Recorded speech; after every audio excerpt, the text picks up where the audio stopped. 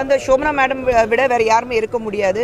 So என்னுடைய film ஃப்ரெட்டினிட்டிலேருந்து என்னுடைய நெருங்கிய நண்பர்கள் ரெண்டுமே அஜித் சாரும் சோபனாவும் அவங்க 2 பேருக்கு கிடச்சிருக்கு. அங்கே ஆந்திராவில் வந்து பாலையா அவர்களுக்கு நாங்கள் ஜெய் பாலையா தான் சொல்லணும்.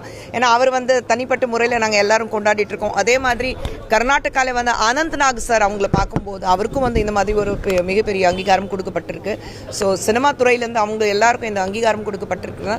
பிரதமர் அவர்களுக்கு நிச்சயமாக நன்றி சொல்லணும். ஆமாம், ரொம்ப சந்தோஷமாக இருக்குது. சோபனா அவர்களுக்கும் அஜித் அவர்களுக்கும் நல்லி குப்புசாமி செட்டியார் அவர்களும் இவங்க 3 பேருக்கு வந்து பத்மபூஷன் கொடுக்கப்பட்டது.